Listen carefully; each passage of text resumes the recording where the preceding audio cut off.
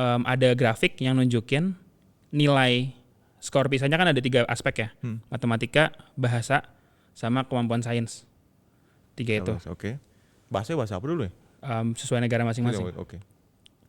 Di di plot nilai tadi berdasarkan kuintil ekonomi, kelompok ekonominya. Dari yang paling miskin sampai paling kaya.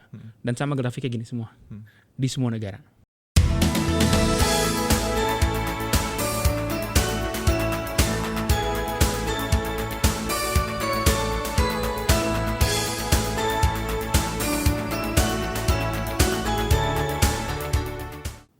Halo Sobat Oces, ketemu lagi dengan saya Litsi Wirya di program Oces, obrolan cerdas ekonomi dan sosial.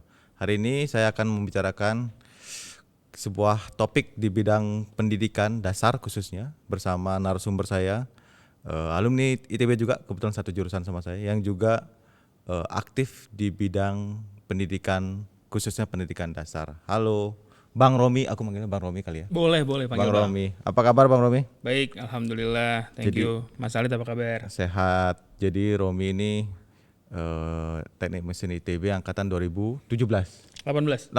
Oh, aku salah 1 tahun. 2018. Dan bisa cerita sedikit ya?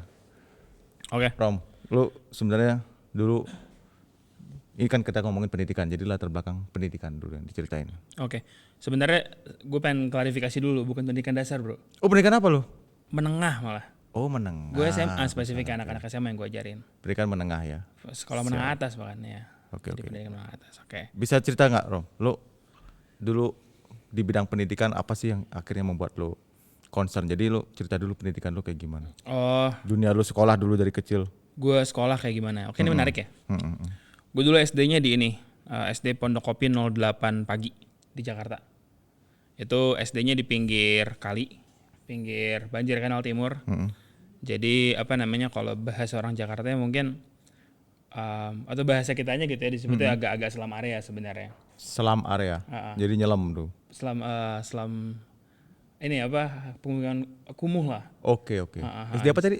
Pondok Kopi 08 Pagi. Pondok Kopi 08. Kenapa ada paginya? Nah, ini yang menarik. Jadi karena penduduknya banyak, ya kapasitas sekolahnya kurang, dibagi 2, ada yang pagi dan yang petang. Oke. Gitu. Jadi ngomongin kapasitas, cuma sebenarnya ada juga pendapat lain lah yang bilang di Jakarta yang masuk sekolah negeri, mostly di zaman itu, di sekolah yang pinggiran kayak tadi, itu anak-anak orang mampu kan. Oke. Dan aktivitas yang biasanya anak orang mampu lakukan, itu selain belajar adalah bekerja. Oke. Jadi mereka biasanya kalau kerjanya siang, masuknya pagi. Sih. Kalau misalnya kerjanya sore berarti ya masuknya. Kalau kerjanya pagi berarti masuknya sore. Oke. Jadi ada yang sore juga itu sekolah itu. Ada yang petangnya. Oke. Cuma kalau di gua konteksnya yang kapasitas. Jadi karena kapasitas kurang. Jadi ada yang pagi. Kelas berapa itu pagi, kelas berapa itu siang. Ya, oke. Sip. Lanjut. Dari situ ya SD-nya kayak gitu ya.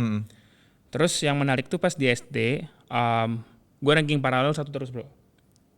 Sampai kelas 6? Sampai kelas 6. Setiap semester? Setiap semester gitu. Udah semester, kalau gue catur bulan dulu, udah tua gue ya. Catur bulan tuh berarti 8 bulan, 6 bulan? 4 bulan kalau nggak salah. 4 bulan, okay, catur kan? 4 bulan. 4 bulan. Oke, setiap semester lu ranking 1 terus? Iya, dan pinter nih bener. Guru-guru tuh bilang kayak gini. Jadi gini konteksnya ya. Iya. Ada satu momen orang tua gue dulu dipanggil ke sekolah. Oke. Dipanggil ke sekolah. Gue kira karena gue melakukan kejahatan. Berantem. Biasanya kan gitu, emang sering berantem juga. Oke, tapi bukan yang ini. Tapi bukan gara-gara itu. Jadi ceritanya guru-guru langsung menginterogasi orang tua gue, bilang, Romi mau disekolahin di mana SMP-nya? Ini udah mau kelas 6 berarti? Udah kelas 6. Oh, kelas 6. Terus antara kelas 6 awal atau kelas 5 akhir gue lupa lah. Oke. Terus orang tua gue sebagai, konteks juga, bapak gue tuh lulusan SMP, ibu gue lulusan SMA, dua-duanya perantau dari Sumatera. Oke. Bapak gue Padang, ibu gue Batak. Oke. Jadi buat sekolah yang bagus di mana, harusnya kayak gimana, mereka juga have no idea gitu. Oke. Jadi biasanya informasi mereka sebatas dari teman, lingkungan di dekat rumah. Ya. Nah, menurut pendapat lingkungan dekat rumah, itu yang bagus SMP 199 di Jakarta Timur, karena kami tinggalnya di Bekasi Barat, dekat Jakarta Timur.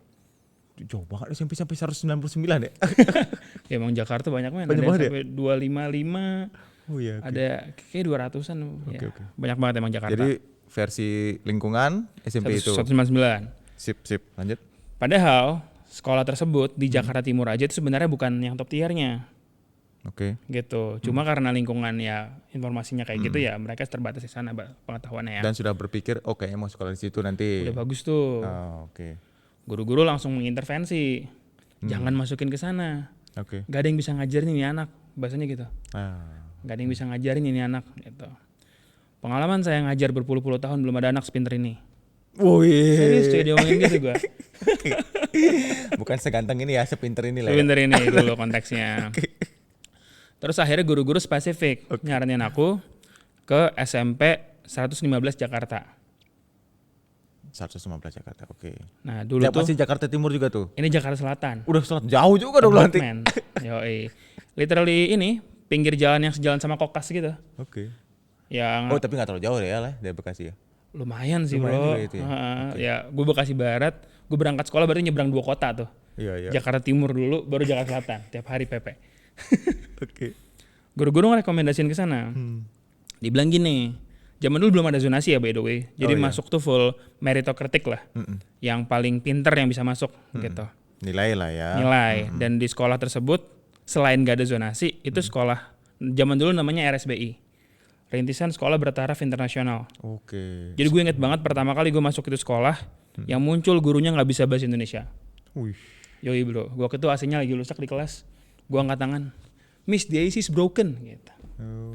Tapi zaman dulu bahasa Inggris gue masih jelek kayaknya diketawain sama teman sekelas. Iya. Teman sekelas lu lebih bagus bahasa Inggrisnya. Pasti bro. Tapi bentar, singkat cerita lu masuk tuh ke situ. Nah iya, jadi guru-guru bilang ini sekolah susah banget sebenarnya karena yang paling bagus di Jakarta. Jadi belum tentu masuk. Dan ada tesnya. Ada tesnya dulu beda sama UN. Jadi tesnya ada, UN ada. Dan sama gue masuk benar. Dan yang menarik adalah pas gue tes ya. Cuma gue yang pakai baju putih merah. Yang lain? Yang lain kalau sekolahnya yang hijau, biru, gitu-gitu loh yang kotak-kotak. seragamnya yang fancy-fancy gitu ya. Even kalau putih merah ada rompinya paling enggak. Oke. Gue putih merah dasi karet pak. Oh iya. Okay. Nah itu yang menarik ya. Dan somehow gue lolos. Itu waktu tesnya udah kayak gitu? Tesnya kayak gitu. Oh apalagi waktu keterima ya? Maksudnya apa tuh? Ya maksudnya waktu keterima udah nggak ada lagi yang pakai baju putih merah. Iya putih merah waktu itu. Kalau sekarang di search ya ke Twitter kelas gue dulu. Gue dulu kelasnya kelas 7G. Dan kita nama kelasnya Seven Galaxority gitu ya. Kalau dibuka di Twitter tersebut masih ada tuh foto kami pas baru masuk. Dan pas baru masuk kelihatan banget benar-benar cuma gue yang pakai putih merah doang. Iya maksud gue gitu. Dan kulit hitam layangan gue enggak. Cuma gue di sawah. Iya. Oke. Yang lain bro gila, ciamik bro warna kulitnya. Jadi dari SD swasta juga mau masuk ke situ waktu itu ya? Iya, karena SMP paling bagus dan emang international school bro. Udah sekolah rintisan sekolah bertaraf internasional. Jadi gurunya native speaker tuh, at least seminggu sekali hari Senin. Gitu. Jadi gurunya waktu itu, seingat gue kalau misalnya yang mata pelajaran matematika, IPA gitu-gitu banyaknya dari Filipina. Tapi kalau bahasa Inggris dari Australia. Terus lanjut dari situ? Lanjut gue SMA-nya 8 Jakarta. SMA 8. Itu udah nggak Nomor satu aneh lagi tuh, di karena dari Jakarta. situ ke 8 tuh nggak Smabel aneh. ke 8 gak aneh, naik kelas kami. Okay. Teman-teman gue di kelas di SMA 8 ya anak Smabel lagi. Oke. Gitu. Jadi nggak nggak yang terlalu gimana-gimana. Dan itu again zaman itu belum ada zonasi. Jadi masih full meritocratic. Gue masih inget dulu yang masuk 8 Jakarta waktu itu udah nggak ada tes karena udah nggak ada RSBI. Undang-undangnya dicabut. Jadi full reguler biasa. Jadi masuknya pakai UN. Nah, pas gue lihat skor UN yang paling rendah masuk 8 Jakarta, itu ada teman gue sampai sekarang gue masih kenal gitu ya. Dia nilainya itu 38,15 kalau nggak salah totalnya dari 4 mata pelajaran ya. Jadi kalau dari rata dibagi 4 itu 9,5375. Gila ya. Rata-ratanya 9,54 lah. Itu yang paling rendah buat masuk SMA 8 Jakarta. Kebayang nggak seberapa pinternya anaknya? Iya. Dan itu yang paling rendah. Sekarang jadi dokter lulusan FKUI. Oke. Itu paling rendah tuh ya? Paling rendah di SMA 8. Emang gila nih sekolah. Oke. Ya udah gue kuliah ITB sih, nggak kaget, gampang aja. SD, SMP, SMA kayak gitu. ITB lulus berapa tahun? Itu jangan ditanya lah. Oh lu nggak kan harus tanya nih latar belakang. Gue lulus termasuk lama sih. Lulus lama gara-gara sebenarnya gini. Kalau ngomongin IPK, gue cukup oke gitu ya. Karena masih bisa ambil fast track kemarin tuh. Fast Sebenarnya track kalau buat mau langsung S2. fast Gue track? sempet ngambil by the way. Gue Oh, udah ngambil ngambil. 9 SKS S2. Waktu S1 udah ngambil SKS2. Udah fast track. Even dulu di lab gue, itu gue yang metain kita risetnya kemana. Lab apa lo? Gue lab ini namanya NCSTT, National Center for Sustainable Technology and Transportation. Kendaraan listrik, that kind of things. Dulu gue risetnya baterai. Oke. Baterai elektrolit padat. Dulu gue yang ngerisetin. Jadi bahkan gue tuh belum sempro aja, itu udah kelar conference. Itu pecahannya Prosman ya? Apa Torbak? Techprod. Itu di ini sih engineering design sih. Oh, di engineering design. Oke. Engineering design. Udah lu petakan risetnya, terus lu Udah nggak lanjut? conference juga event. Udah pernah conference? Udah conference, gila gue belum lulus udah conference man. Gue kalau lu buka sekarang di scholar.google.com gue ya udah 3 paper anjir. 3 paper. Yang ngasih tasi udah 10 lah lumayan. Padahal gue bukan akademisi gitu ya. Iya. Oke. Nah tapi gara-gara ada satu hal yang akhirnya bikin gue pivot pilihan. Dari gue tadinya udah mentahin riset, pengen fokus di dunia akademia gitu ya. Waktu itu bahkan dosen gue udah minta gue buat ke Jepang buat ngelakuin riset gue. Waktu itu ke Todai, Tokyo Daigaku. Karena emang risetnya ibaratnya tektokannya sama profesor di sana. Oke. Terus sempat diminta ke Malaysia juga ngelakuin riset lain. Nggak jadi lo tuh, Gua nggak bisa. Sorry Pak, nggak bisa. Kenapa? Saya kepilih Pak jadi prespa. Oh, gara-gara itu. Gara-gara itu. KM. Gara-gara presiden KM. Jadi nggak lo lanjutin risetnya? Nggak gue lanjutin. Bahkan TA-nya gue tunda. Tapi TA dilanjutin TA yang sama kan? Nggak ganti topik? Nggak ganti sih akhirnya. Ya mau nggak mau coy. Maksud gue riset gue akhirnya kan itu kayak pintu buat riset yang lain ya. Betul. Kalau nggak gue kerjain, yang lain stuck. Iya. Akhirnya topik gue dioper ke yang lain. Tapi gue lanjutin teman-teman. Nah gue akhirnya harus ganti topik sih di akhir memang. Ngerjain yang teman-teman belum bisa kerjain. IP berapa sih kalau gue boleh tahu? Yang akhir banget ya sampai akhir. Iyalah, yang akhir. udah kena Yang tengah-tengah mah nggak usah. Udah kena ancur-ancur gara-gara itu Nggak pilihannya. usah. Yang akhir aja yang dia Gue yang ada di ijazah. 3,43. Hah? 3,42. Masih bagus. Makanya. Masih bagus IP Gue lu. pas sidang ya. Heeh. Kan biasa gue termasuk yang geng telat banget tuh lulusnya. Oke. Jadi dosen penguji itu pas ngeliat, dan biasanya kalau yang telat itu IPK-nya nggak sebagus gue. Pasti. Jadi pas ditanya, lah IPK kamu bagus, kenapa kamu telat? Terus ada dosen penguji sebelahnya, kalau dia mah saya tahu kenapa. Soalnya ini dosen yang update sama kehidupan mahasiswa. Siapa? Bu Indri. Bu Indri. Oh, Teh Indri. Indri 2001. 3. Aku lupa angkatannya. Coba Bu Indri update lah sama kehidupan Iya, kemahasiswaan. Jadi dia, saya tahu kenapa kamu telat. Iya. Diketawain gue. Gitu sih bro. Oke. Jadi, nah itu kan pendidikan lo. Terus apa nih bro yang lo lihat kira-kira yang lo lihat kayaknya nih nggak oke nih pendidikan di Indonesia nih sehingga lo concern terhadap pendidikan menengah yang tadi lo ceritain itu. Kira-kira apa nih? Kok kayaknya ada yang salah sama pendidikan Indonesia ini? Apa itu yang lo lihat? Oke. Gini, gue sebenarnya ini semua terjadi gara-gara loncatan hidup tadi ya. Dari gue di SD yang ekskulnya adalah tawuran. Gue lupa bilang itu. SD gue ekskulnya tawuran. Okay. Jadi kalau misalnya keluar sekolah tuh tawuran kita. Bukan main musik, itu bukan ya tawuran, oke? Jadi pagi-pagi sebelum masuk kelas kita nyanyi lagu tawuran gitu. Lagu anak jalanan gitu lah. Dari SD yang kayak gitu, masuk ke SMP yang isi anak-anak orang kaya. Nah gue awalnya gue questioning gitu kayak, kenapa sih SMP dan SMA yang terbaik tadi, yang ibaratnya full meritokratis ya, full tinggi-tinggian nilai, kenapa somehow menghasilkan sekelompok manusia yang isinya kaya-kaya? Anak orang kaya maksudnya. Anak orang kaya. Waktu gue SD ambil rapot motor pak yang parkir. Motornya motor-motor butut lah. Iya. Gue SMP yang parkir Mini Cooper coy. Rubicon coy. Bingung gak lo? Jadi kalau lo melihat ada hubungan antara tingkat ekonomi dengan sekolah. Dengan hasil nilainya. Hasil nilai pendidikan ya. Benar juga. Itu questions aja gitu. Itu bener nggak sih? Dan SMP gue masih bayar kan dulu. Karena RSBI tadi.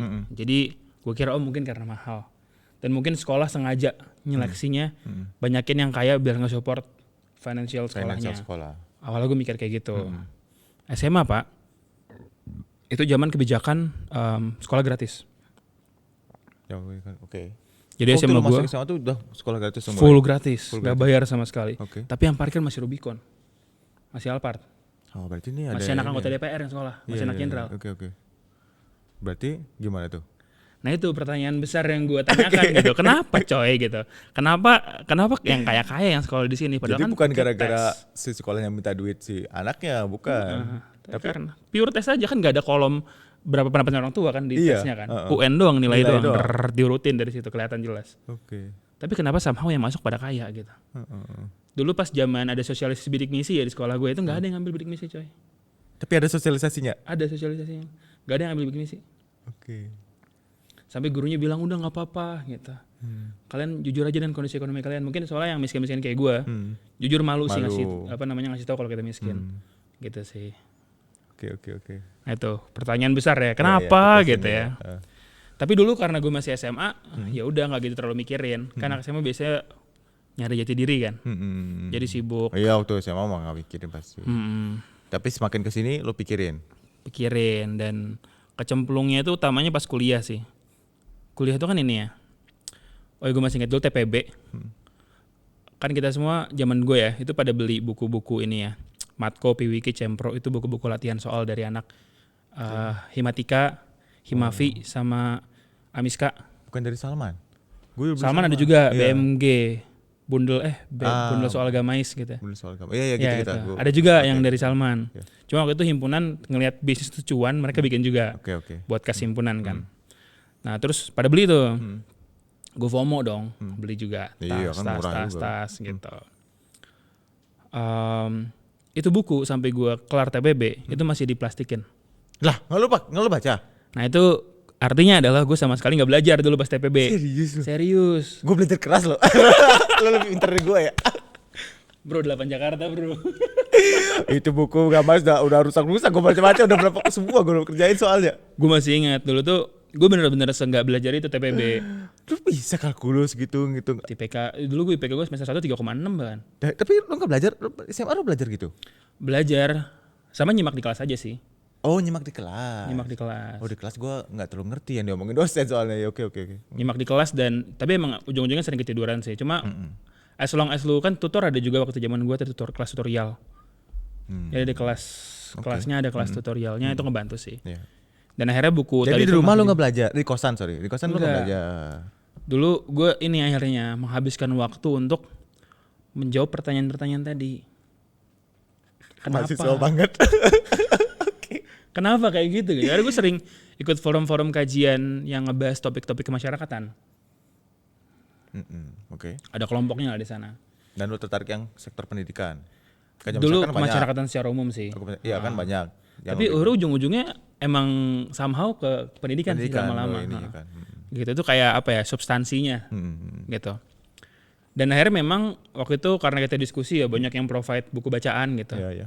Dan gue makin aware udah banyak tuh ternyata riset dan buku yang nge-proof membuktikan bahwa pendidikan itu berapa tinggi nilai lo gitu lah. Kemampuan kognitif lo itu tergantung seberapa kaya orang tua lo. Ada tuh hubungan itu ya. Banyak riset yang dibuktiin. Lu pernah dengar skor PISA nggak? Skor? PISA. PISA ini apa? Ini skor paling umum lah buat orang-orang yang ngomongin pendidikan biasanya. Oh ini ada satu cara scoring gitu? Scoring ngukur seberapa bagus pendidikan di sebuah negara. Oke. Namanya PISA itu disingkat dari Program for International Student Assessment. Oke. Dari OECD. OECD itu organisasi pengembangan ekonominya negara-negara G7 sama G20. Skor PISA ini biasanya dibahas kalau sering lihat di media ya. Tentang bagaimana Indonesia konsisten di bottom 10. Konsisten di bottom 10. Oke. Iya. Indonesia termasuk 10 negara terbodoh di dunia. Until now. Itu terus berlaku. Nah itu sering dibahas sama orang-orang. Jadi gue kira dulu familiar ya karena nggak tahu gue. Nggak tahu ya ternyata nggak apa-apa. Nah biasanya itu yang familiar tapi orang-orang cuma tahu itunya doang karena mereka baca yang media sampaikan aja. Tapi kalau kita telah report itu aja, report yang paling umum tadi, itu ada grafik yang nunjukin nilai skor PISA-nya kan ada 3 aspek ya, matematika, bahasa, sama kemampuan sains. 3 itu. Oke. Bahasa apa dulu ya? Sesuai negara masing-masing. Oke. Di di plot nilai tadi berdasarkan kuintil ekonomi, kelompok ekonominya. Dari yang paling miskin sampai paling kaya. Dan sama grafiknya gini semua. Di semua negara. Jadi di grafik tadi aja yang paling umum tuh udah dibuktiin kayak gitu. Belum lagi kita ngomongin risetnya World Bank, kita ngomongin risetnya mana itu udah semuanya kompak sih bilangnya sama. Jadi ekonomi. Seberapa pintar lo itu dipengaruhi oleh seberapa kaya orang tua lo. Oke. Jadi make sense kan akhirnya kenapa SMP gue yang tes tadi, SMA gue yang tes isinya anak-anak orang kaya. Iya. Termasuk ITB lu ngerasain nggak? Iya. Zaman gua sih tidak se ekstrim karena zaman gua ya mungkin anak orang kaya ya. Tapi ke kantornya kan ke kantor lagi. Ke kampus. Ke kampusnya kan pakai motornya yang butut. Jadi gua nggak tahu dia anak orang kaya gitu, ngerti nggak? Oh benar-benar nggak nunjukin gitu Nggak ya. kelihatan. Oh benar, kalau SMP SMA mungkin ada orang tuanya datang pakai mobil Iya. kelihatannya. Kalau kuliah kan gitu. Kayak gua sekolah, gua ke kampus dulu naik sepeda. Terus kayak teman gue, anak anggota dewan, nih sahabat gue juga, anak anggota dewan. Gue baru tahu terakhir dia anak anggota dewan. Itu pun karena deket banget. Iya. Dia tinggal di asrama bro. Asrama Kidang Pananjung dulu. Oh, tapi bayar ya, bukan jalur bidik Bayar misi zaman ya. dulu. Karena emang kosong, gak ada yang ninggalin. Iya. Cuma bayar 100.000 apa. Nah, kosan gue besarnya, dia kan kamar asrama Kidang Pananjung tuh berempat. Iya. Kamar gue sendiri sama besarnya sama itu. Di apartemen lu tinggalnya? Enggak, kosan gue emang gede kamarnya. Buset, berapa anjir sebulan? Enggak mahal, tapi rumah tua. Oh. 700.000 dulu sebulan. Rumah tua. Kalau Nggak dikalkulasi ada dengan panas. inflasi mungkin sekarang di berapa tuh? Mungkin 2 juta. 2 juta Tapi ya? rumah tua. Nah maksud gue gitu, jadi zaman gue tuh ujung-ujungnya gue tahu beberapa anak orang kaya, tapi kan gue nggak kenal semua ya. Oke. Nggak kelihatan. Apalagi yang beda jurusan kan gue nggak tahu at all gitu. Nah kalau zaman lu kelihatan. At least gini sih kelihatannya. Belajarnya di mana? Zaman sekarang kan gue udah banyak kafe ya. Iya sekarang gitu ya. Udah banyak kafe. Gue inget banget dulu, gue kan dari Jakarta. Of course gue get along awal-awalnya dengan anak-anak dari SMA gue anyway. Sama 8. Dan temen gue pada kaya men. Mereka ke Bandung nih ya, kuliah di ITB. Itu bukan ngekos gitu. Kalaupun ngekos yang 2,5 juta ke atas gitu, 3 juta. Ada yang dia beli apartemen. Ada yang beli kosan. Serius lu beli kosan? Serius beli kosan. Gue akhirnya Khusus ngekos karena di tempat dia. anak kemarin beli kosan Iya, gitu. beli kosan. Gue pernah denger sih gitu-gitu tapi gue gak ada yang kenal. Bro di SMA gue kayak gitu, anak-anak yang kuliah di ITB. Gue Iya, gila. Terus ada yang tadi apartemen, kosan mahal atau beli kosan even. Atau ya tadi beli rumah juga ada. Itu sekaya itu ya. Dan akhirnya mereka kalau misal belajar di kafe. Iya sih zaman dulu gak zaman. Belum zaman gue belajar di kafe. Belum zaman kafe. Di kosan temen yang paling kamarnya gede kayak kosan gua gitu. Pada Gua belajar di kosan iya, lu kosan berarti. gua. Nah ini akhirnya kelihatan. Pas di kafe, cara Orderannya. spendingnya gimana. Orang-orang kayak gue, maksimal es teh manis pak. Kalau ada Indomie di kafenya beli Indomie. Oke. Gitu. Kalau itu pun kalau lapar ya, kalau nggak lapar Es kita es teh aja, manis es aja. manis aja. Iya. Dan itu pun bertahan biasanya buat orang kayak gue ya. Itu bertahan cuma kayak 2 bulan 3 bulan tuh belajarnya sekali sebulan sama mereka. Akhirnya gue berusaha. Nggak bisa tiap hari lo Nggak belajar bisa, bareng miskin ya. gua. Kalau- Tapi kan lo nggak perlu belajar bukunya kalau buka itu bener soal. Iya itu TPB ya. Iya, Pas kena lanjutannya. kalau mesin kan, kena Iya sih, termo kan iya. beda kasus ya. Iya bener beda itu beda. Beda, gue inget banget termo tuh anjay. Bener sih bener. Waktu TPB lo masih ada sedikit Soalnya SMA kan. TPB relasi tuh. dengan SMA lo kan. Karena SMA lo top, SMA gua gak ada hubungan bro. Wah ini beda banget nih gua gak ngerti. Benar. Lengah dikit papan penuh tuh, rumus diturunin. Kayak gitu. Anjir gue lagi, papan penuh nih. Matematika kalkulus berarti. Iya, kayak Emang gitu-gitu. untuk pembuktian kalkulus. Oke. Nah, apa namanya? Kayak gitu mereka akhirnya di kafe kan belajar. Gue nggak bisa dong. Gue harus cari tahu nih kelompok yang belajarnya di kosan gitu. Enggak, bukan di Selasar Salman, bukan gitu belajar ya? Ya itu paling Ada juga? sampai itu buat salah-salah jam kuliah aja. Tapi kalau belajar yang malamnya Oh yang dan sampai malam di kosan iya. teman kalau zaman dulu sih. Iya Dulu benar di kafe. teman. Ini di kafe. Makanya banyak kafe 24 jam zaman gue. Laku banget. Nah gue nggak sanggup tapi buat beli itu kan. Akhirnya gue ke kosan teman dan memang akhirnya ada kelompok yang miskin ini gitu. Dan memang tapi Gak enak banget. agen ini tuh harus dicari gitu. Oke. Nggak bisa secara organik ketemu dan biasanya anak-anak daerah banyaknya Iya. gitu. Dan di sini pun akhirnya itu kan fenomena sosial yang gue pahamin ya kenapa akhirnya untuk memvalidasi bahwa memang ITB banyak anak orang kaya. Tapi sebenarnya ada data yang lebih konkret. Di zaman gue itu kan ada kuota bidik misi ya. Ya, Berapa persen tiap kampus? nggak semuanya ngambil ya. Iya coy, ITB itu masih Iya, rektornya betul. buka lagi silakan buat yang non KIP nggak apa non bidik misi nggak apa-apa ambil aja. Gue pernah denger sih itu. Itu di angkatan gue. Dan akhirnya temen gue, anak orang kaya, Ambil. Dan dia bilang tau gak apa? Gue gak bilang orang tua gue. Jadi selisihnya itu bakal buat uang jajan gue semua. Anjir. Gak tau malu dia ngomong depan gue. Tapi itu kalau itu bener. Itu zaman gue juga ada. Oh iya sumpah. Beasiswa apa gitu yang Buat gak mampu. mungkin awalnya untuk yang kurang mampu aja. Tapi karena kuotanya banyak, nggak ada yang ngambil, ya cuma 200.000 sebulan gitu ya. Jadi dibuka juga siapa aja boleh, asalkan IP lewat 3. Oh. Jadi boleh ambil. Nah kenapa gue nggak ngambil? Lo tau kan alasannya? IP gue nggak lewat 3. Gue kira karena kesadaran sosial bro. Lu baik banget. IP gue nggak lewat 3 waktu. IP gue lewat 3 waktu lulus bro. Ini tengah-tengah gak lewat. Jadi gue gak ngambil gitu. Oh I see, I see. Jadi itu dari zaman dulu. Berarti bener nih datanya dari zaman dulu sama berarti bro. Iya. Sampai sekarang. Sampai Dan lucunya dari zaman ya, gua sampai kalau di zaman dulu ITB ya. kan dibuka ya. Silahkan buat yang non bidik misi daftar. Gue kan sekarang ngedampingin anak-anak buat masuk ke kuliah-kuliah kan. Oh iya, oke. Ada yang masuk UPI Unpad segala macam. Dan mereka kalau masuk UPI Unpad ya pasti gue akan sibuk ngurusin advokasi mereka supaya dapat kuota itu. Sekarang banyak. Bukan. Oh UPI Unpad. UPI Unpad. Kuotanya penuh. Kuotanya kurang. Padat lah. Iya. Padat lah. Jadi kuotanya misal bersaing. sekian tapi yang masuk yang masih banyak. Kalau di ITB? Kurang. Kayak semua yang Nggak ada masuk. yang ngambil. Kurang ya. Iya maksudnya kurang yang ngambil gitu kan. Kurang yang ngambil. Kuotanya lebih. Kalau di sana kurang kuotanya. Di sana kurang kuota, di sini kelebihan kuota. Kelebihan Di ITB kuota.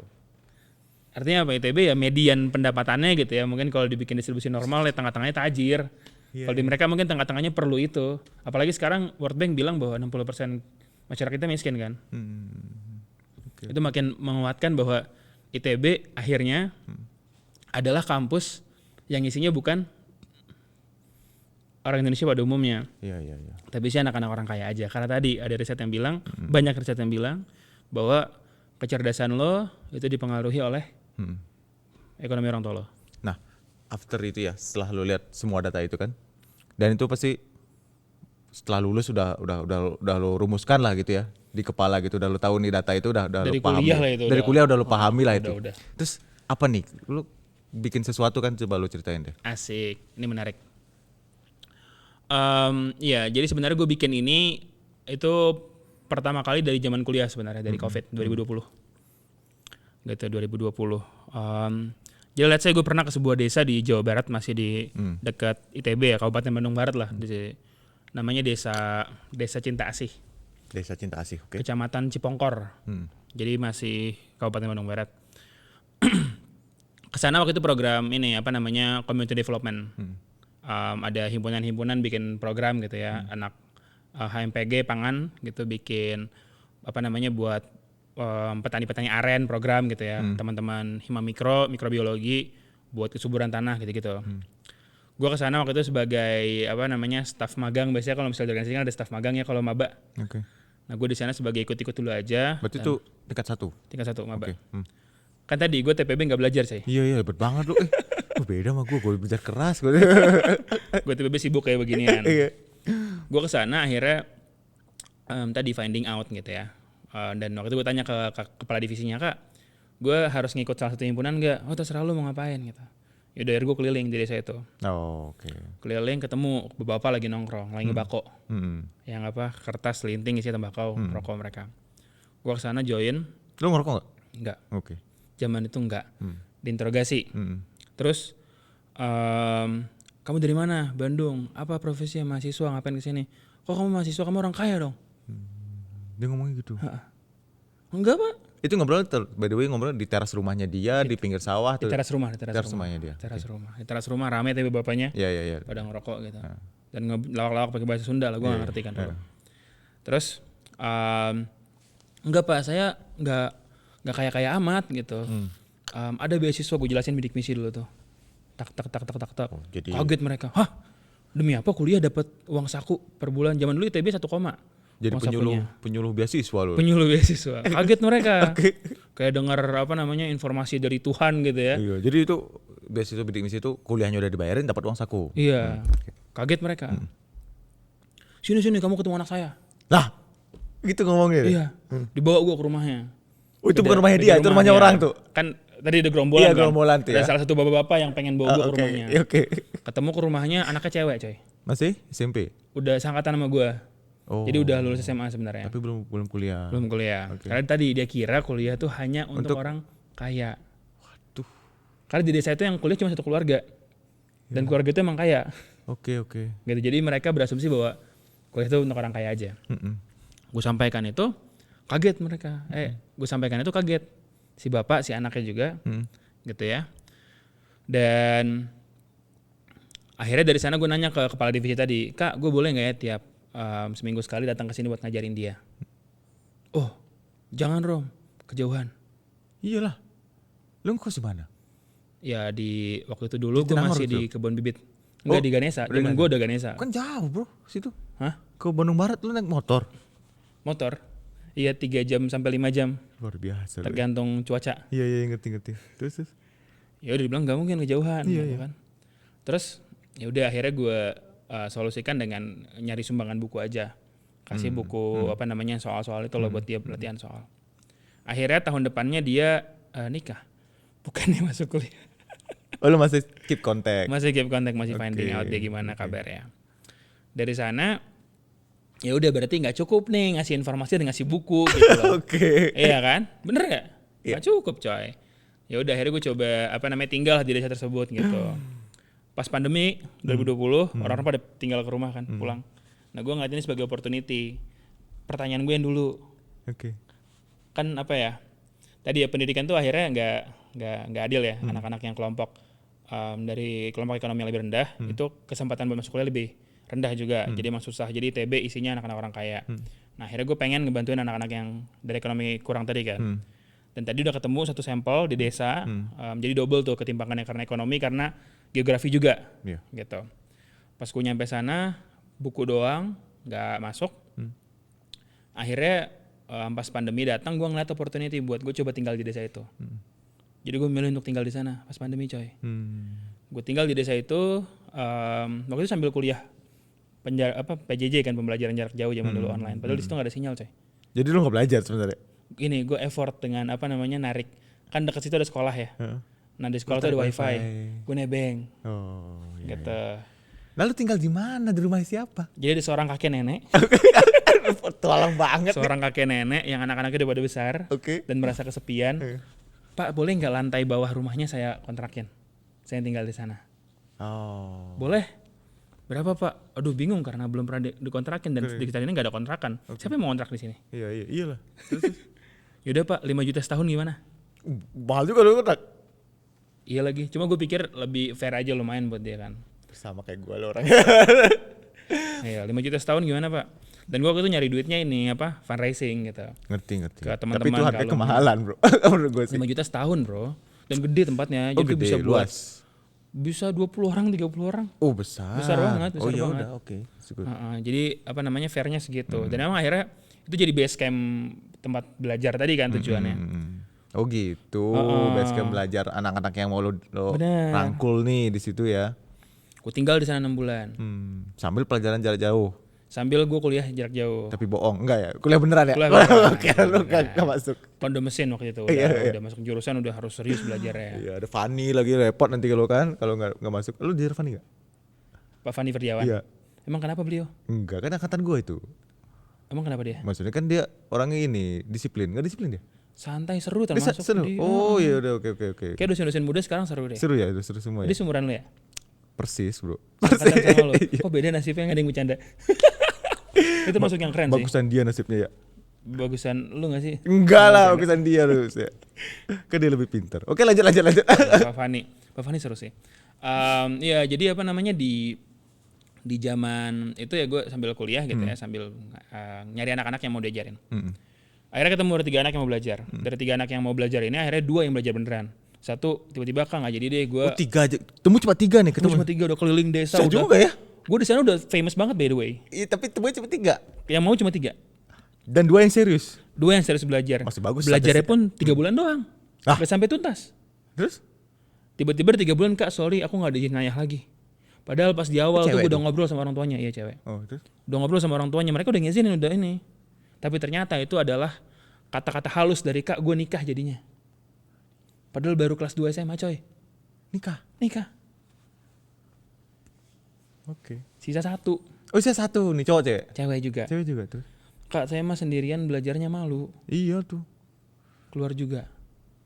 Gak ada akhirnya yang belajar. Akhirnya gue di sana tuh bener-bener finding out, coba cari tahu mana ada yang mau belajar, nggak ada, nggak yang mau belajar, nggak ada. Akhirnya gue ngobrol sama guru-guru di SMP di sana. Sampai sekarang gue masih keep kontak. Jadi guru ini yang jadi bestie gue banget lah sampai saat ini.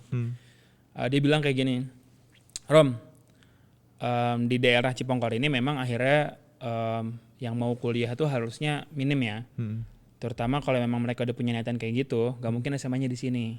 Oke. Oh gimana Pak di SMA-nya? Jadi SMA-nya itu kalau bisa ya, kalau dia bisa ngejar tuh biasanya kalau bisa ke Bandung.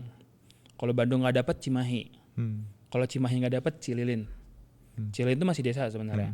Cuma ada satu titik ya, di sana ada 2 sekolah bagus. SMA Negeri 1 Cililin, SMA Negeri 1 Cililin sama Madrasah Alia Negeri 1 Bandung Barat. 2 sekolah bagus deketan di satu desa Cililin namanya.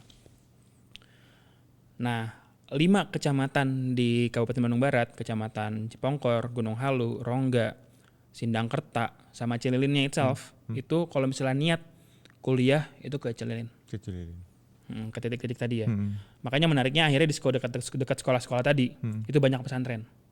Tapi pesantren buat tempat tinggal, sama makan, sama kegiatan ngaji lah. Di sana banyak kayak gitu, supaya apa? Karena buat kosan murah lah. Dekat ya. Karena cuma 100.000, 200.000 tinggal di sana. Dapat makan. Akhirnya tadi 5 kecamatan tadi bakal ngumpul di sana. Jadi saran saya nak, kalau mau kamu buka di Cililin. Kalau kamu buka di Cililin harusnya yang daftar 5 kecamatan tadi. Bener, gue coba tahun depannya ke Cililin. Dan dapat 15 anak. Dan bener variatif tuh. Dari kecamatan-kecamatan beda-beda ya. Cuma memang mayoritas akhirnya Cililin. Karena paling dekat kan. 15 anak gue bina bro.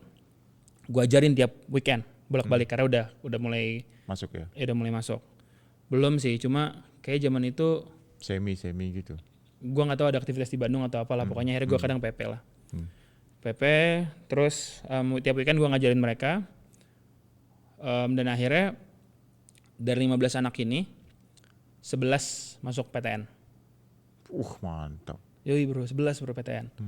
11 PTN ini bahkan ya, satunya itu manajemen UGM, satunya manajemen UI. Jauh juga ya dia berani gitu ya. Gokil bro. Berani. Dan anak-anak ini ya sekarang udah pada keren coy. Ada yang lagi intern di ByteDance, tau gak ByteDance? ByteDance. Perusahaan yang punya TikTok dan Tokopedia. Oke. Itu ByteDance di sana internnya. Ada yang di PwC atau PwC? Nggak tahu, PricewaterhouseCoopers. Iya, ada PwC, ada kemarin Telkom Access, ada sekarang di Paragon. Ada Paragon. Okay. Itu kan big company yang Iya. buat kita sebagai anak yang lumayan privilege aja agak susah buat ngejar ke sana ya. Mereka dari anak desa men, sekarang udah di sana. Oke. Tuh, luar biasa. yang gue ajarin. Programnya emang intensif banget sih, makanya make sense akhirnya mereka bisa jump dari yang apa namanya. Oh ya by the way, kemampuan kognitif anak-anak desa tuh FYI rendah banget ya. Oke. Kayak gue waktu itu di salah satu sekolah yang pernah gue visit, gue pernah iseng nulis di papan tulis soal 1/3 dikurang 1/6. Dan dulu bukan 1/3 kurang 1/6 sih, dulu gue 1/2 kurang 1/3 lah. Oke. Cuma akhirnya ternyata gue baca banyak riset soal pecahan tadi. Apakah orang bisa ngerjain apa enggak, itu pakainya 1/3 kurang 1/6. Dulu gue 1/2 kurang 1/3. Gue coba silahkan mereka kerjain. SMA nih? SMA kelas 3. Gak ada yang bisa ngerjain. Gak ada? Satu kelas? Satu kelas. Satu pun. Bingung gak lo? 1/2 kurang 1/3 ya? Iya. Gak ada tuh yang tahu stepnya harus nyamain penyebut tuh gak ada. Oke. Dan akhirnya lu bayangin gimana caranya mereka buat ikut seleksi zaman gue SBMPTN, zaman lu apa namanya? Nggak bakal UMPTN. SPMB. Gimana caranya mereka ikut SPMB? Nggak bakal lewat mah. Buang waktu aja. Buang waktu aja ikut SPMB kalau nggak bisa itu. Makanya. Akhirnya artinya apa? Mereka nggak punya kesempatan buat masuk kampus bagus. Yeah. Mereka nggak punya kesempatan buat masuk ya pekerjaan-pekerjaan yang bagus karena mereka biasanya ngeliat kampus anyway. Oh iya benar juga ya. Akhirnya hidup mereka bakal di situ-situ aja, bakal stuck situ aja. Bener nggak? Benar. Ya udah. Mereka kemampuan kognitif rendah itu kita bikin intensif. Mereka bisa akhirnya masuk kampus-kampus bagus tadi. Okay. Intensif banget by the way. Kita mengajar tiap weekend dan tiap weekend itu nginep belajar ya. Jadi dari siang ketemu siang. Jadi pada nginep di tempat. pada nginep di tempat bareng sama kita. Terus setelah lu lulus, lu besarin lagi tuh aktivitas. Bener.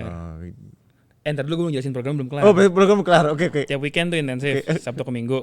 Pas mereka libur panjang, Desember Januari kan 2 minggu libur tuh. Kita juga intensifin. Mereka nginep full selama 2 minggu.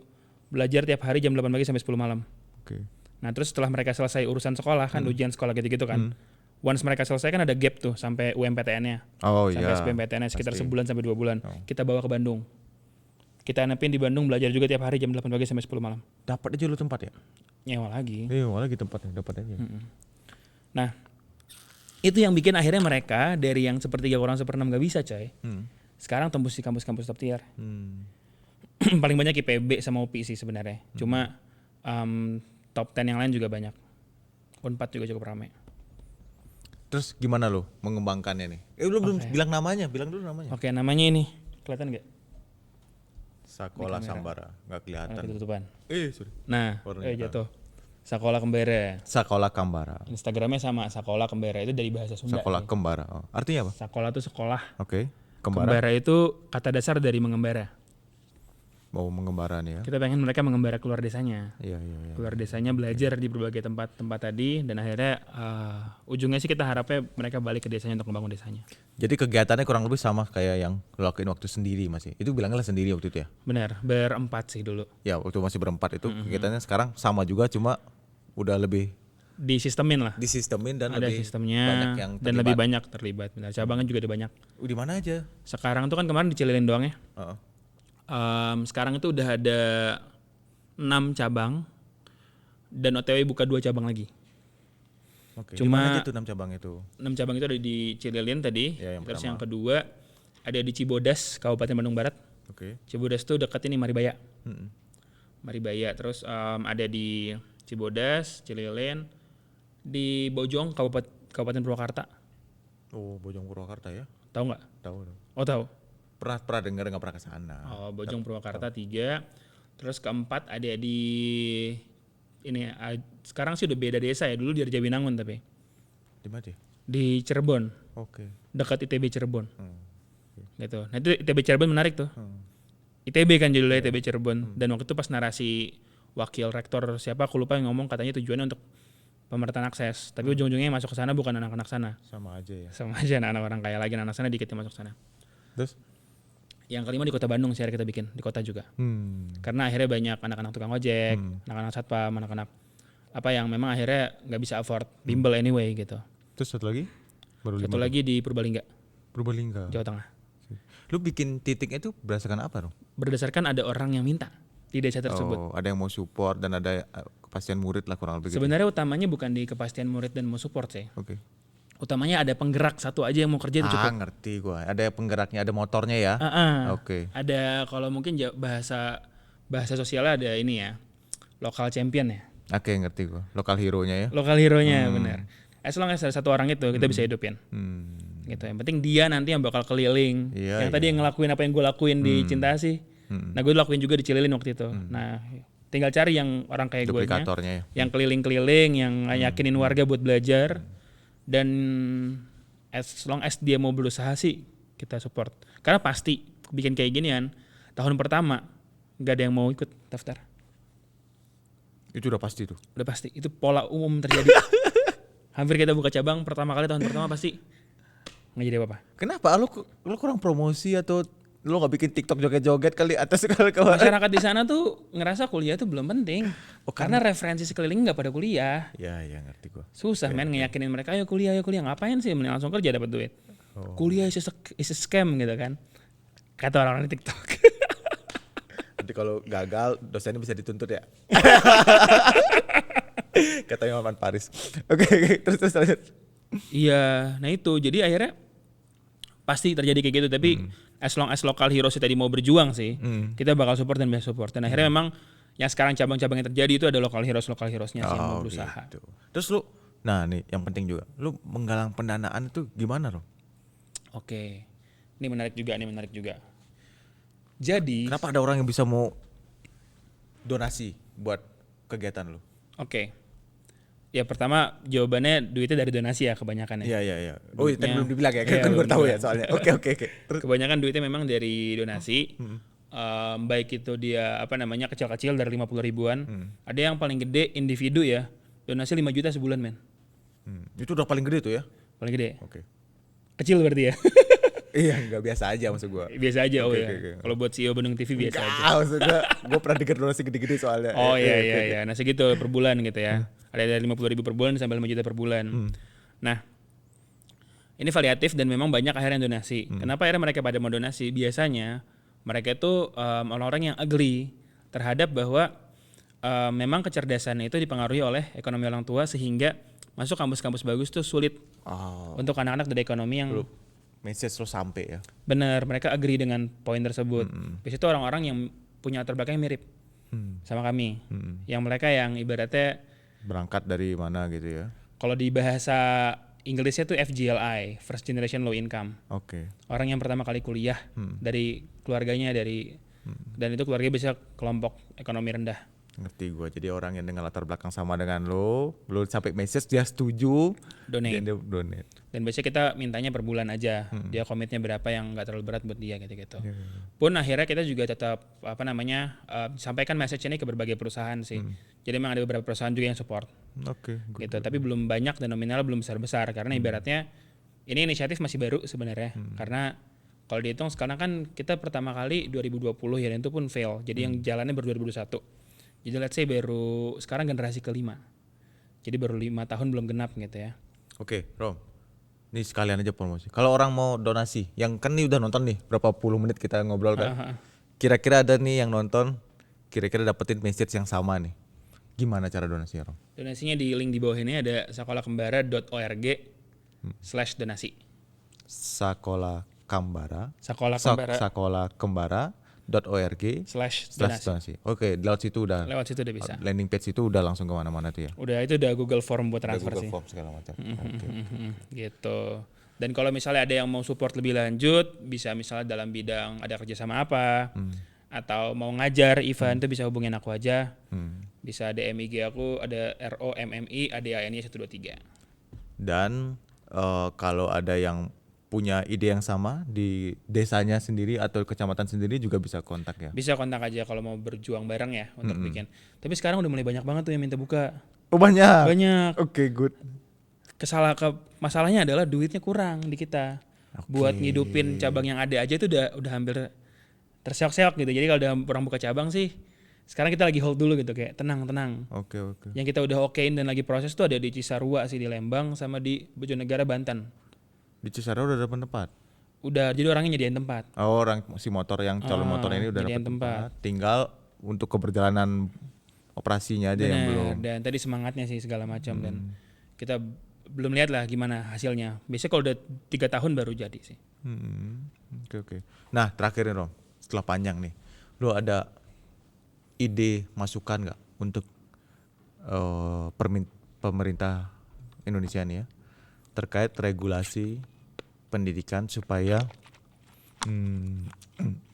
masalah yang tadi ketemu itu yang bottom 10 itu bisa secara bertahap diselesaikan gitu Rom. Oke. Regulasi nih ya, secara regulasi ini. Karena itu kan ibaratnya gini, ini kan kayak market ya. Kalau nggak ada intervensi pemerintah, ya harga ya gimana market gitu kan kalau market. Benar. Sama kayak pendidikan. Kalau nggak ada intervensi mungkin Gitu-gitu aja. rumus yang tadi itu akan terjadi terus. Kira-kira intervensi seperti apa tuh yang perlu dilakukan oleh pemerintah? Aduh gue udah, ini bahasnya serius banget gue ya. Masa podcast gue, oke. Tapi gini sih Pak, sebenarnya yang menarik adalah di sini ada 2 konteks masalah yang berbeda. Oke. Yang pertama adalah pendidikan kita jelek. Yang kedua adalah pendidikan kita nggak merata. Oke. Jelek itu apa nih? Tadi yang bottom 10. Oh Jadi itu jelek on itu. average kita pendidikannya masyarakatnya itu 10 terendah di dunia gitu kan. Oke, itu Jadi, kan resultnya. Jadi hasil pendidikan. Nah, maksud gua apa yang membuat menurut lo supaya result dari pendidikan kita itu bisa lebih baik gitu? Oke, mau bahas ke situnya atau mau bahas ketimpangannya kan isu sekolah kembara itself sebenarnya. Sama. Oke, ketimpangan juga oke. Oke. Jadi ada 2 masalah yang berbeda ya. Iya, Kita coba oke. address satu ya. Jadi yang pertama pendidikannya itself jelek. Yang kedua adalah pendidikannya itu nggak adil gitu ya karena Nggak adil, akhirnya oke. masyarakat yang secara ekonomi tinggi itu biasanya anak-anaknya pintar-pintar, yang rendah biasanya yang nggak pintar gitu. Nah, ini dua masalah yang berbeda dan bagaimana cara address-nya gitu ya. Rekomendasi regulasi pemerintah. Nah, sebenarnya akhirnya panjang sih pembahasannya kalau buat ngomongin ini gitu, karena ibaratnya banyak banget pendapat Variabelnya ya. Pendapatnya juga banyak. Variabel banyak of course. Ya pendapat untuk menyelesaikan masalah ini pun banyak. Gitu. Teorinya, teori A pakai dengan teori A dengan teori B, teori C gitu ya. Kayak kemarin kalau kita lihat. Ya teori lu aja. Kita bahas satu-satu sebenarnya. Oke. Ini apa namanya? Ini menariknya dari gue ya mungkin Bang ya. Jadi kalau banyak praktisi pendidikan tuh akhirnya fokus praktik gitu kan. Atau praktisi ilmu apapun, banyaknya fokusnya praktik gitu ya. Banyaknya fokusnya melakukan sesuatu dan akhirnya learning dari praktik baiknya mereka gitu. Nah kalau gue menariknya adalah gue senang baca, senang ngulik. Oke. Jadi akhirnya lebih, kalau bahasa orang terlalu teoretis gitu. Cuma akhirnya memang gaya gue mikir jadi kayak gitu. Nah misal ngomongin pendidikan itself ya. Itu tuh kayak banyak banget sebenarnya bisa dibahas dan atau implementasi kebijakannya itu bisa banyak juga. For example sebenarnya ide pendidikan kurikulum Bapak Menteri yang sekarang lagi diproses KPK ini, Pak Nadiem ya. Sebenarnya idenya pun oke. Bukan kejaksaan, bukan KPK. Kejaksaan ya? Kejaksaan, oke. Sebenarnya idenya pun oke dari ide yang merdeka itu. Pendidikan kurikulum merdeka itu karena itu udah sesuai dengan latar belakangnya udah sesuai lah dengan kondisi Indonesia saat itu gitu ya. Saat ini sampai sekarang masih.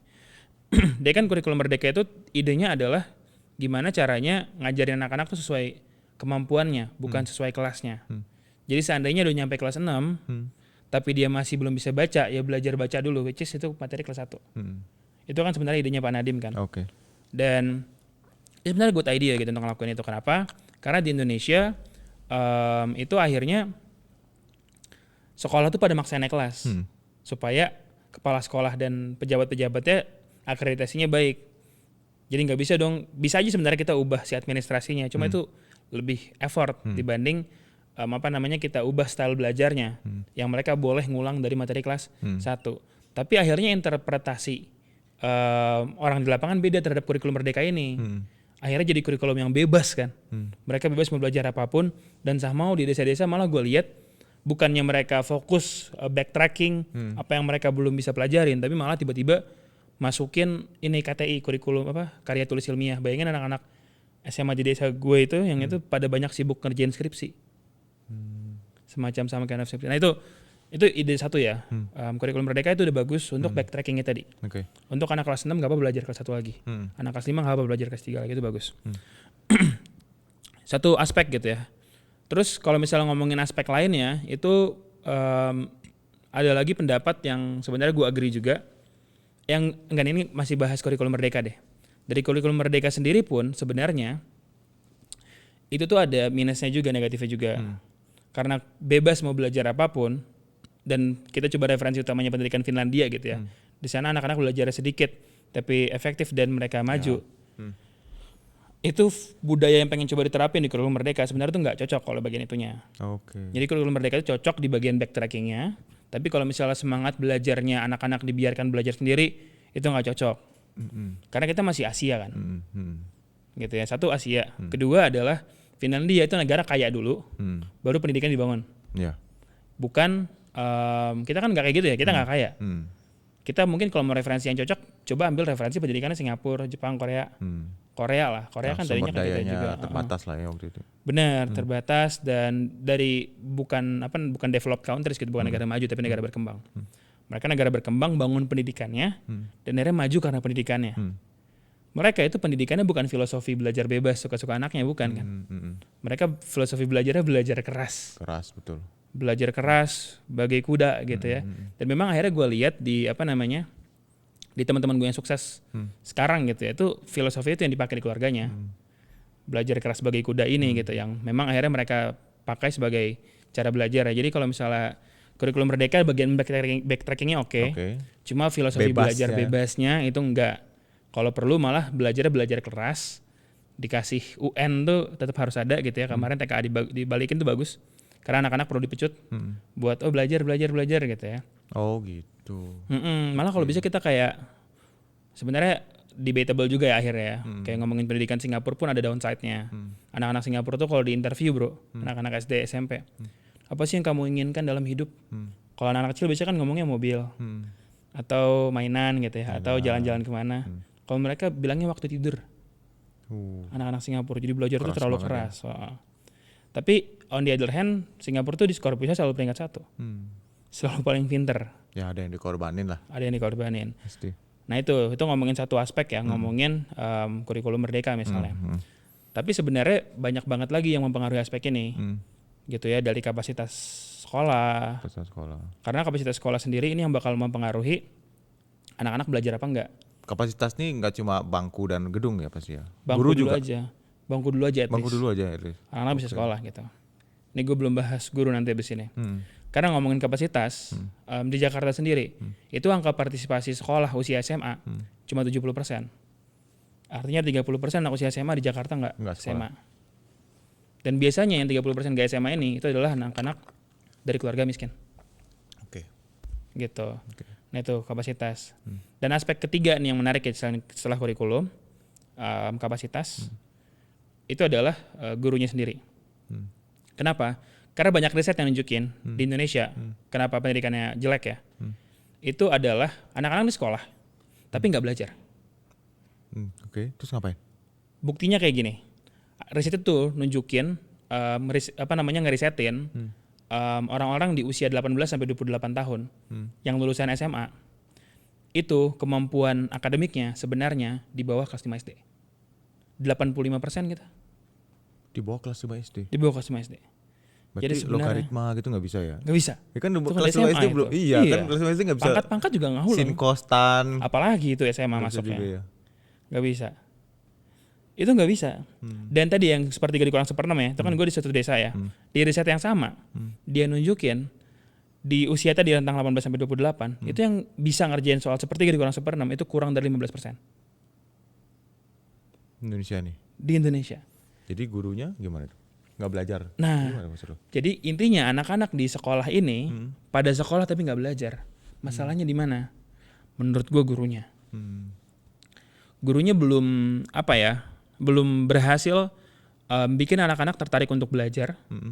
Dan akhirnya bikin suasana belajar yang bikin anaknya beneran ngerti dan belajar jadinya. Karena ini materi yang cukup dasar sebenarnya yang untuk ibaratnya untuk diajarin tuh gampang sebenarnya. Oke. Kayaknya lu harus gue sandingin sama guru gembul nih satu lagi ya. Cocok. Pernah kesini juga guru gembul? Oh iya? Iya. Sandingin guru gembul nih cocok kayak ini, rame nih. Bisa jadi debat ya. Tapi emang harusnya podcast kayak gini debat sih. Iya. Jadi 3 nih sama guru gembul. Guru gembul lagi. Sama guru tadi yang terakhir ya. Yang terakhir guru. Karena tadi anak-anak pada sekolah tapi nggak belajar. Sip deh. Gitu dulu Rom. Ini udah durasi Durasi. Udah 1 jam. Ya. Terima kasih banyak Abang Romi dan selamat juga baru nikah ya kemarin. Oh iya benar, thank you. Selamat juga. Semoga misinya mencerdaskan kehidupan bangsa. Apa visi lo apa?